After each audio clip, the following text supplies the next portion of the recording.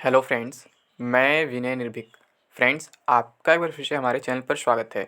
तो friends, UP triple C latest news today big breaking update, लेखपाल भर्ती विज्ञापन फिर सूचना सही निकला। जी हाँ फ्रेंड्स, एक बार फिर सूचना सही निकला। जैसा कि बहुत से लोग लगातार बोल रहे थे कि 1 तारीख को आ जाएगा, 2 तारीख को आ जाएगा, 3 तारीख को आ जाएगा नोटिफिकेशन। मैं आपसे लगातार मना कर रहा था कि अभी इतना जल्दी नोटिफिकेशन नहीं आने वाला है। और आपका नोटिफिकेशन में आपको एग्जैक्ट डेट भी बताया था। मैं बोला भी था कि जनवरी के मतलब फर्स्ट वीक में भी है आ जाएगा, आचार संहिता से पहले। ठीक है, मैं बोला था ना 6 या 7 तक। मैं आप लोगों को 10-15 दिन पहले बात बताया था। ठीक, लेकिन बहुत से लोग क्या बोले कि 6 तारीख को ही आचार संहिता लग जा रहा है, कहाँ से 6 तारीख को नोटिफिकेशन आएगा। तो मैं उन्हें कुछ नहीं बोला। तो फ्रेंड्स, मैं सबसे पहले बता दूँ, आचार संहिता जो 6 तारीख को नहीं लगने वाला है। आचार संहिता जो है 9 तारीख के बाद ही लगेगा।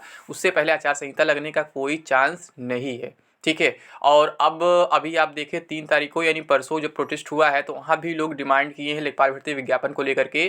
तो वहाँ भी सेम जवाब दिया गया है जो मैं आपको बहुत पहले से बता रहा था। ठीक है, कि 6 तारीख से पहले नोटिफिकेशन नहीं आने वाला है। अब मैं किस बेस पर बोल रहा था ये आपको जानना बहुत ज़रूरी है। ठीक है, तो मैं आपसे क्या बोल रहा था फ्रेंड्स कि मतलब 6 तारीख से पहले नहीं आएगा। और आपको एग्जाम डेट भी मैं बता चुका, एग्जाम डेट भी क्लियर हो चुका है। ठीक है, अब उसके बारे में चर्चा करूंगा एग्जाम डेट क्या है। वैसे मैं कई बार बता चुका हूँ, फिर भी जो नए लोग हैं उनको जानना जरूरी है कि एग्जाम डेट क्या है लेखपाल भर्ती का। बहुत ज़्यादा समय नहीं मिलने वाला है, तो फ्रेंड्स अभी से प्रिपरेशन में लग जाइए। ठीक है, एग्जाम डेट के चक्कर में मतलब परेशान मत होइए क्यों ऑफिशियल नहीं दिया अभी तक, या फिर पीटी कट ऑफ क्या होगा, ये क्या होगा, वो क्या होगा, उस चक्कर में मत पड़िए। तो मैं पहले बात करता हूँ कि क्यों 6 तारीख को आने के चांस है, और क्या आज भी आ सकता है। जैसे आज अभी 5 तारीख है, मान लीजिए 1 2 3 4 तो बीत गया, जिसका मैं डायरेक्टली मना कर रहा था। तो आज 5 है, तो क्या आज आने का चांसेज है, इस पर भी हम चर्चा कर लेते हैं फ्रेंड्स। तो फ्रेंड्स, वीडियो स्टार्ट करने से पहले मैं यही कहूँगा आपसे कि अगर आप हमारे चैनल पर पहली बार विजिट कर रहे हैं तो एक बार हमारे चैनल को सब्सक्राइब जरूर कर लें। और इसके साथ साथ बेल आइकन प्रेस करना ना भूलें, ताकि आपको लगातार नोटिफिकेशन मिलता रहे और आप मेरा वीडियो सबसे पहले देखते रहें। जी हाँ फ्रेंड्स, क्योंकि ऐसे जेन्युइन अपडेट मैं हमेशा लाते रहता हूँ। ठीक है, तो हम बात करते हैं कि नोटिफिकेशन का, कि मतलब 6 तारीख को मैं क्यों बोला।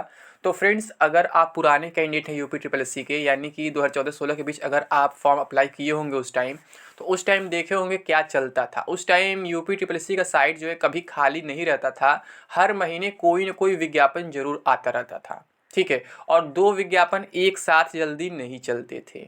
जी हाँ फ्रेंड्स, 2 विज्ञापन एक साथ जल्दी नहीं चलते थे।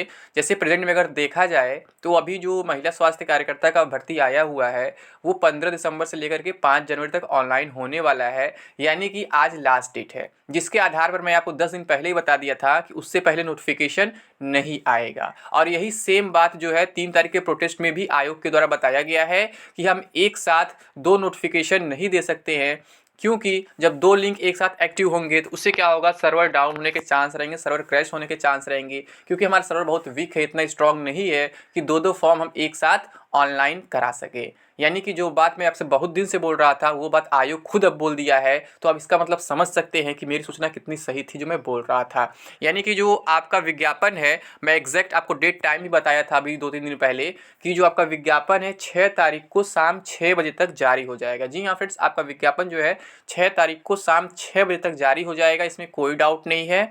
ठीक है, और जो एग्ज़ाम डेट के लिए बात हो रही है या फिर कट ऑफ की बात हो रही है, तो कट ऑफ को लेकर के भी बहुत सारी कन्फ्यूजन्स हैं। जिन्हें अपने कोर्स वगैरह बेचने हैं वो बोल रहे हैं कि कोई कट ऑफ नहीं मांगा जाएगा, कोई बोल रहे हैं उनमें से 50% कट ऑफ मांगा जाएगा।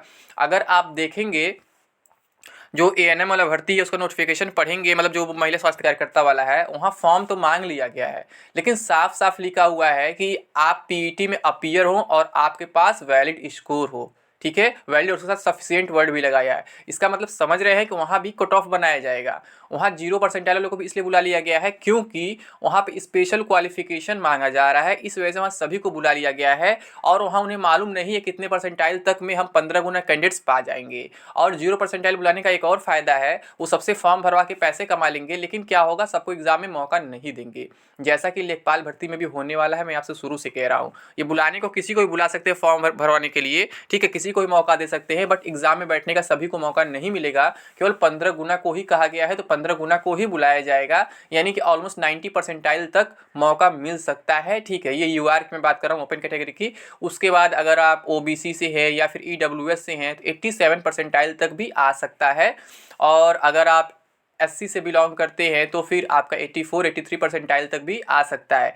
अगर आप ST से बिलोंग करते हैं तो आपका 80 परसेंटाइल तक भी आ सकता है। लेकिन 80 से नीचे आने का कोई मतलब नहीं है, यानी इसका मतलब झूठा उम्मीद दिलाना है, बाकी कुछ नहीं है। इससे नीचे कोई चांस नहीं बनता है कि इससे नीचे किसी को बुलाया जाएगा।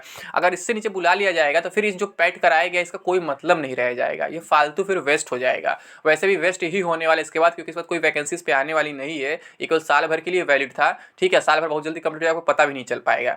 इस वजह से मैं आपसे कह रहा हूँ इस पर केवल लेखपाल वैकेंसी है जो आने वाली है, और यहाँ पे उसका कुछ वैल्यू दिया जाएगा। ऐसा नहीं है कि कोई भी मतलब कि एग्जाम में बैठ जाएगा। अगर आप पेट में अच्छा स्कोर नहीं किए तो आपको मौका नहीं मिलने वाला, यही सच्चाई है।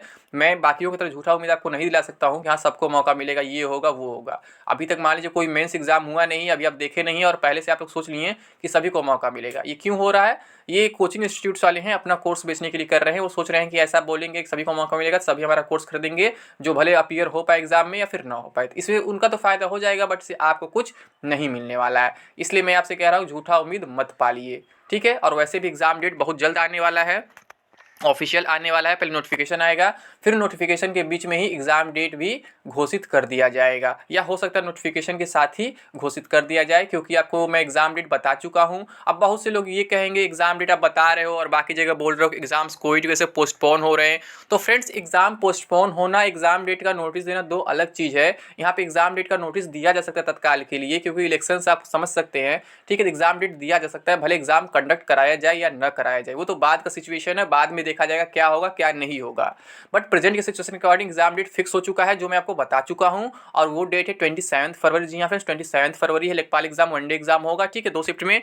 तो अभी के अकॉर्डिंग वहाँ यही डेट बताया जा रहा है 27 फरवरी। लेकिन मुझे भी मालूम है कि एग्जाम होना अभी मुश्किल है। अभी जो 6 फरवरी को जो महिला स्वास्थ्य कार्यकर्ता का है, इसका भी एग्जाम होना मुश्किल है, और जब ये पोस्टपोन होगा समझिए वो भी पोस्टपोन हो ही जाएगा। तो फाइनली जो एग्जाम्स वगैरह है वो अगस्त से ही स्टार्ट होंगे। मैं आपको पहले ही बता चुका हूँ कि अगस्त से पहले लेखपाल का एग्जाम नहीं होने वाला है। भले ये लोग नोटिफिकेशन में दे दे, फिर नोटिफिकेशन बाद नोटिस निकाल के दे दे कि आपका एग्जाम 27 फरवरी को होने वाला है, क्योंकि यहाँ पे कोविड का भी बीच में रीजन आ जा रहा है, यानी कि ओमिक्रॉन का रीजन आ जा रहा है। इस वजह से अभी कोई एग्जाम नहीं हो पाएगा। तो अभी आप लोग मतलब कि केवल प्रिपरेशन पर फोकस करें, बहुत ज़्यादा टेंशन मत ले, और बहुत ज़्यादा उम्मीद भी ना पाले कि सबको बुला लिया जाएगा। ये केवल पैसा कमाने का धंधा है, बाकी कुछ नहीं है। आपको बुला के मतलब फॉर्म भरवा लेंगे सभी से, बट कॉल करेंगे केवल 15 गुना को, यानी जिनके स्कोर ऑलमोस्ट कह सकते हैं 68-69 प्लस होगा, जो भी होगा उसी के आसपास आएगा। और परसेंटाइल तो मैं बता ही दिया कि अगर आप मतलब रिजर्व कैटेगरी से आते हैं मैक्सिमम 80 परसेंटाइल तक, या फिर ओपन कैटेगरी है तो 90 परसेंटाइल तक। 90 परसेंटाइल से नीचे आने का कोई मतलब नहीं है, यानी कि वही 68-69 मार्क्स जितना बनता हो 90 परसेंटाइल पे, आप उतना चेक कर सकते हैं अपना, ठीक है। वहाँ पे मतलब चांस बनता है, उसके नीचे कोई चांस नहीं बनता है। अदरवाइज आप परेशान रहेंगे, कहीं कुछ होने वाला है नहीं। आपसे फॉर्म भरवा लिया जाएगा, आप झूठा उम्मीद पाल लेंगे, कुछ एक्स्ट्रा सिलेबस पढ़ लेंगे जो अदर एग्जाम्स में काम आने वाला नहीं है। जैसे ग्रामीण परिवेश वगैरह है, वो अदर एग्जाम में काम आने वाला नहीं है, तो वो पढ़ के आप अपना ही नुकसान करेंगे और कहीं कुछ होने वाला नहीं। इसलिए मैं आपसे अभी से कह रहा हूँ कि आप अभी से अलर्ट हो जाइए और नोटिफिकेशन को ध्यान से पढ़िए, इसमें क्या लिखा हुआ महिला स्वास्थ्य कार्यकर्ता वाले में भी, इसमें भी आएगा, इसमें भी ऐसा लिखा रहेगा, ठीक है, कि आप मतलब पेट में अपीयर होना चाहिए और आपके पास वैलिड स्कोर होना चाहिए, सफिशिएंट स्कोर होना चाहिए। सफिशिएंट का मीन्स ये है कि कितना कट ऑफ डिसाइड करेंगे इनके हाथ में, आप नहीं जानते हैं। सफिशिएंट को कुछ भी मतलब रख सकते हैं, ठीक है। इसलिए मैं आपसे कह रहा हूँ बहुत ज़्यादा फालतू उम्मीद ना पालें, अदरवाइज आपको फिर धोखा ही मिलेगा बाद में। तो उम्मीद करता हूँ आपको इन्फॉर्मेशन सही लगी होगी। तो अभी के लिए बस इतना ही। Thank you. जय हिंद, जय भारत।